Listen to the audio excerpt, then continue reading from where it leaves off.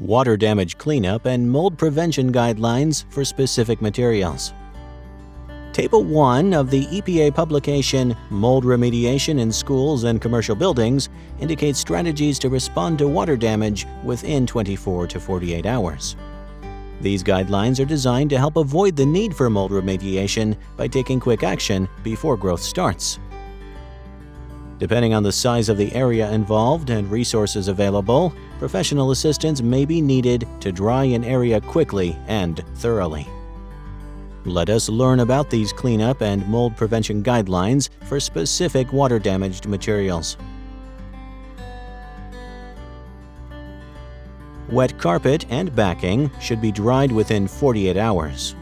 Water should be removed with a wet vacuum, and the carpet and pad should be pulled off the floor and dried using a fan. A dehumidifier can be used to reduce the humidity in the room where the carpet and backing are drying. Water should be removed off concrete or cinder block surfaces with a water extraction vacuum. The drying can be accelerated by using dehumidifiers, fans, and heaters. Hard surface flooring should be vacuumed or damp wiped with a mild detergent and then allowed to dry. These surfaces may also be scrubbed clean if necessary. If the underflooring is wet, it should be dried using a vacuum or by exposing it to air. Non-porous hard surfaces should be vacuumed or damp wiped with a mild detergent and then allowed to dry.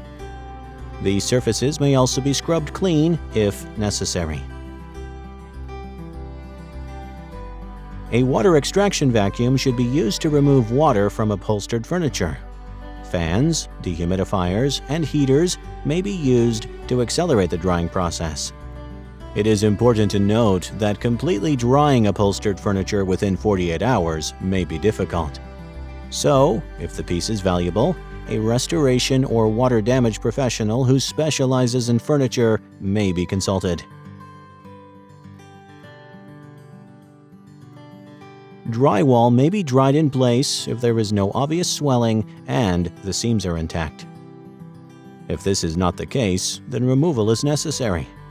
The wall cavity is the most difficult area to dry, and it should be ventilated if drywall is left to dry in place. To clean water-damaged window drapes, manufacturers' laundering and cleaning instructions should be followed. To clean wooden surfaces, moisture should be removed immediately, and dehumidifiers, gentle heat, and fans should be used for drying. Caution must be practiced when applying heat to hardwood floors. Treated or finished wood surfaces may be cleaned with mild detergent and clean water and then allowed to dry. Wet paneling should be pried from the wall for drying. Non-valuable water-damaged books and papers should be discarded. For valuable books and documents, the water-damaged items should be photocopied and then discarded. Professionals experienced in water damage, restoration, and remediation may also be consulted to help salvage valuable documents and other moldy or water-damaged items. Some water-damaged items cannot be salvaged and may have to be discarded.